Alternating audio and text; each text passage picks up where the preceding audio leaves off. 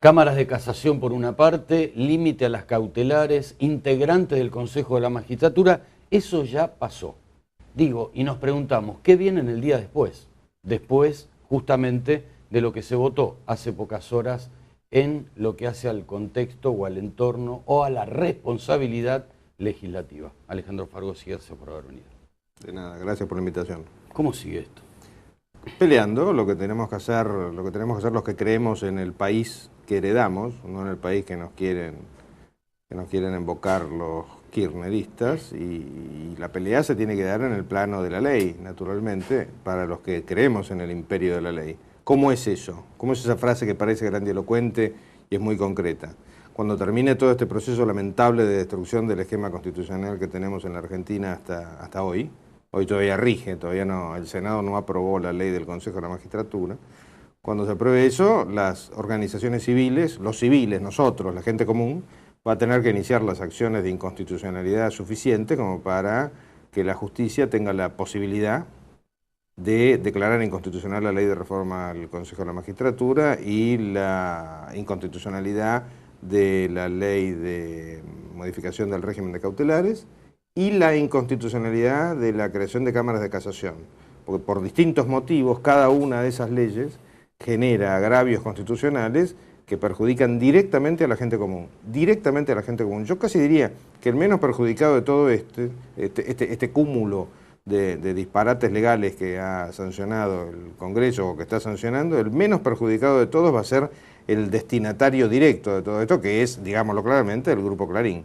El Grupo Clarín va a sobrevivir, como sobrevivió a la muerte de Noble, que fue quien lo fundó, pero los que quizás no vayan a sobrevivir son los jubilados que no logren ser resarcidos de sus derechos mientras vivan, son los inundados, que quizás cuando reclamen algún tipo de resarcimiento al Estado nacional o al Estado provincial no encuentren amparo.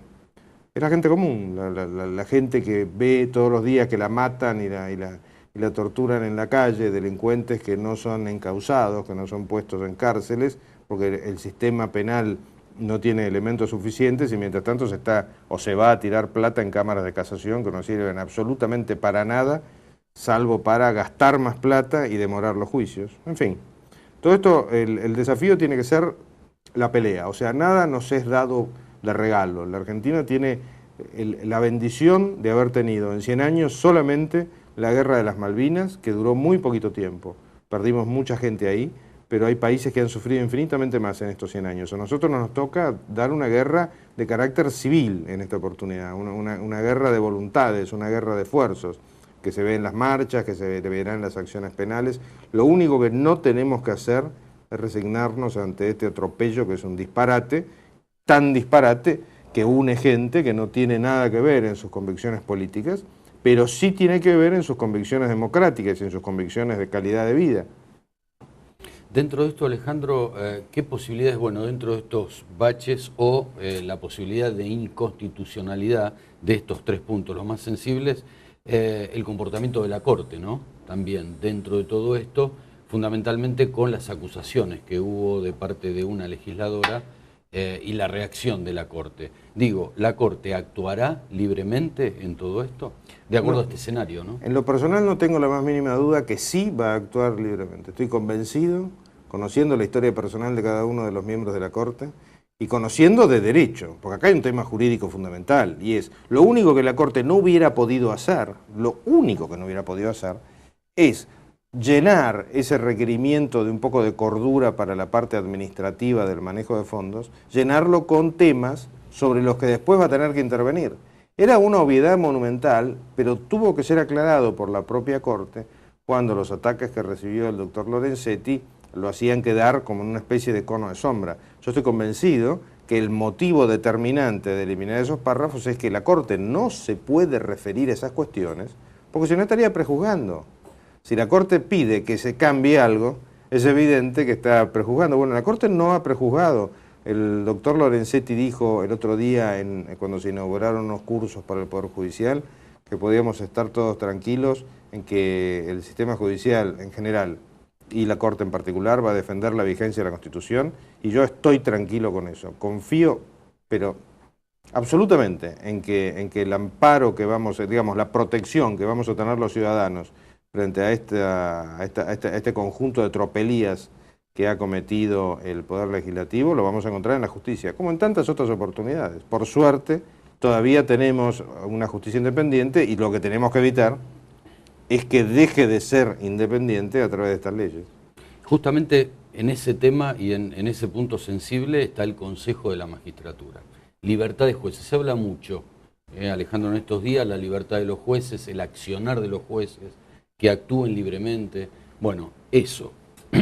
¿Cómo puede llegar, qué puede llegar a pasar de cristalizarse definitivamente la remoción de jueces y la autonomía de cada uno de los jueces? Sí, a mí no me gusta hablar en difícil, porque si bien todo esto tiene un enorme tecnicismo legal, o sea, uno estudia para ser abogado y estudia después de recibirse, pero hablemos clarito. Cuando a una persona usted la somete a sanciones o a la posibilidad de despido, pierde su independencia. Eso es evidente. O sea, un empleado no es independiente de su patrón, porque puede ser despedido o puede ser sancionado. Eso por un lado. Por el otro lado, ¿qué es lo que nos enseña la política? La política en la Argentina, con sus más y sus menos, tiene lo que a mi juicio es uno de sus grandes menos, es las listas sábana, que es una deuda que tenemos con la gente, el terminar con ese deficiente sistema, y por el otro lado la disciplina partidaria, por la que uno llega a veces a la conclusión de para qué queremos 100 y pico diputados si piensan todos lo mismo. O sea, si van a reaccionar levantando la mano, tengamos 10 diputados que nos sale mucho más barato.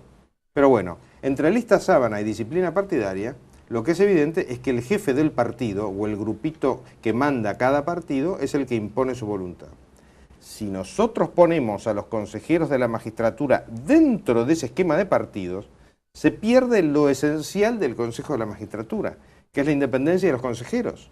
O sea, nosotros como consejeros de la magistratura, hacemos 10, 15, 20 o 100, es absurdo ser más de 13, pero bueno, no importa, seamos los que seamos, nuestro deber principal es ser independientes. Nosotros no tenemos que analizar los candidatos a jueces porque sean amigos del partido, ni analizar los candidatos a sanción o a remoción porque sean enemigos del partido. Porque si lo hacemos de esa manera, los jueces dejan de tener la independencia que decía y se convierten en empleados. Y los jueces no son empleados del sistema democrático. Los jueces son una de las 3 columnas del sistema democrático. Es impensable un sistema democrático como el que tenemos sin jueces independientes. Con lo cual, ese verso de la democratización de la justicia es esto, es un verso. En castellano técnico se llama un verso. En la época de Fidel Pinto se hubiese llamado sanata. Porque esto no es democratizar la justicia, esto al contrario, esto es someter a la justicia al Poder Ejecutivo, y por eso es que vengo diciendo desde hace ya varios días, y de hecho hoy se publicó un artículo sobre el tema, que los diputados y senadores que han votado esto, yo les recomiendo que vayan a ver un penalista amigo para que les aclare si tienen o no el riesgo de ser algún día, porque todo llega, algún día denunciados por el delito del artículo 29 de la Constitución, que es un delito y que tiene una pena que es cadena perpetua.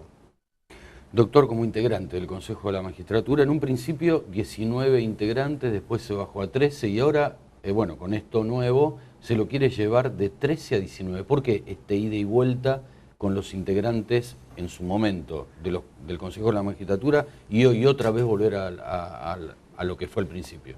Porque de esa manera el gobierno va a tener el control, porque el gobierno va a tener el control a través de la inclusión de 6 personas que lo único que van a hacer es demorar y encarecer el sistema. La propia presidenta en el 2006 dijo que convenía bajarlo de 20 a 13 porque era caro y lento.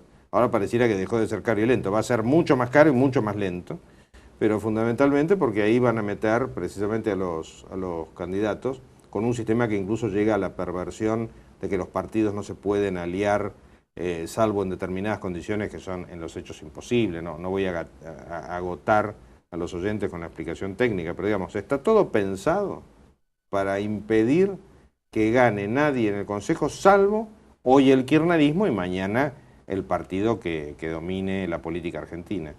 Acá hay que hacer, yo le diría que hay que hacer 2 cosas. Primero, esta guerra civil, esta lucha civil por el imperio del derecho dentro del cauce de la Constitución y de las leyes, que para eso somos demócratas. Y lo segundo es hacer todo lo que sea necesario para cuando cambie, cuando cambie el gobierno, que va a cambiar en el año 2015, que el próximo gobierno no tenga ninguna tentación de ejercer el poder de la manera omnímoda y absolutista con la que tiende a ejercerlo el kirchnerismo, y todo este tipo de leyes que ha ido retocando el gobierno en perjuicio de los individuos, o sea, de la libertad, se vuelvan para atrás. Porque acá tenemos dos problemas. Tenemos como problema el pasado mañana, y tenemos como problema que algún otro gobernante del futuro se le ocurra imitar esto y siga pisoteando la libertad que cada día hemos perdido de manera más significativa. Porque eso es lo que pasa. Nosotros perdemos libertad. Hoy en día estamos acostumbrados a excesos. Pongo un ejemplo de cuando éramos jóvenes. Cuando éramos jóvenes gobernaba la economía argentina y así terminó explotando el señor José Bergelbar. No sé si se acuerda de José Bergelbar. Muchos de nuestros oyentes se van a acordar. En esa época también se prohibió el tema de la venta libre de dólares, pero hace como 40 años de lo que estoy hablando, uno podía comprar sin dar ninguna explicación hasta $900 para viajar fuera del país, que me acuerdo la suma, fue mi primer viaje en esa época, y eso equivalía, con inflación de dólar incluida, a unos $4.000 de hoy. Ya en esa época eso era una restricción a la libertad. Hoy en día, el hecho de que dependa del buen o mal humor del recaudador de impuestos o del director de comercio, como se llama, el secretario de comercio, qué podemos y qué no podemos hacer, es una locura, es un disparate. Y después nos asombramos que las inversiones no solamente no vengan, sino que se vayan. Se está yendo de la Argentina un grupo de origen argentino que fueron de los primeros grandes grupos de producción de comida de la Argentina, que es el grupo El Tejar. ¿Cómo es posible haber llegado a un estado de cosas en el cual un país que se caracteriza por su capacidad de producción de alimentos haga que se vaya del país un grupo de origen argentino que es líder en producción de alimentos? Es un disparate. O sea, estamos haciendo exactamente lo contrario de lo que hace el resto del mundo, salvo nuestros referentes ideológicos, que son Venezuela, que no produce su propia comida, pese a que podría, Ecuador, que va camino rápidamente a hacerlo, Cuba, que depende de la ayuda venezolana, y Corea del Norte. O sea, la verdad que estamos en un club realmente catastrófico. Fargosi, bueno, dio estos ejemplos, ¿no?, de otras naciones, digamos, que sufren este tipo de cosas. Digo, ¿y el culpable quién es? O sea, ¿el que hace o los que dejan hacer? Bueno, yo creo que es una mezcla de factores. La gente votó con la mejor buena voluntad y fue engañada en su voto, porque el famoso vamos por todo no fue dicho antes de la elección, fue dicho después. Segundo, la oposición ha tenido muchas falencias, porque hay mucha guerra de egos. La guerra de egos es comprensible hasta un punto. Llega un momento en el que no tiene sentido, realmente no tiene sentido. Hoy por hoy, en la situación terminal en la que estamos, con uno de los tres poderes, el poder que nos defiende a todos, sometido al acoso del gobierno, ponerse a pelear entre la oposición, o empezar con que mi límite es tal, mi límite es cual, es una locura. Si los europeos hubiesen hecho esto, Hitler hubiera dominado el mundo. Esto es un disparate. Lo que tiene que hacer la oposición es bajarse un escalón en los egos e imitar el caso venezolano, que es el de Capriles. Por ejemplo, un detalle, cómo Capriles llegó a ser el candidato contra Chávez y el candidato contra Maduro, porque nunca fue el candidato, era el precandidato. Entonces, entre ellos, entre los que no eran chavistas, definieron de los precandidatos quién era el candidato, y en base a eso después todos se encolumnaron atrás de Capriles. Acá hay demasiados candidatos. Bueno, todo eso se puede ir corrigiendo y creo que se va a corregir. Este atropello monumental que ha hecho el gobierno con la reforma del Consejo de la Magistratura y con la reforma a las cautelares ha tenido un efecto, no digo maravilloso porque es una palabra buena en un entorno malo, pero ha tenido un efecto positivo en la medida en que ha generado que toda la oposición se ha unido, o casi se ha unido, atrás de la defensa del sistema judicial. Y eso es importantísimo. Repito, gente que prácticamente no podía... Sociedad, sí, claro. ¿No? Sí, es cierto. Cuando digo el espectro político, también la sociedad. Es muy interesante ir a esas marchas, esas verdaderas batallas cívicas, como las llamo yo, donde uno encuentra gente que no piensa lo mismo. Y es lógico, está muy bien no pensar lo mismo. Es un horror pensar lo mismo. No tenemos por qué ser un coro los ciudadanos, pero en algunos temas fundamentales tenemos que pensar lo mismo o cambiar el sistema. En nuestras piedras basales, en nuestras columnas, en las columnas del edificio, tenemos que pensar igual. Y la verdad es que salvo el kirchnerismo duro, pensamos todo lo mismo. Gracias, Alejandro Fargosi. Muchas gracias a vos. Pausa.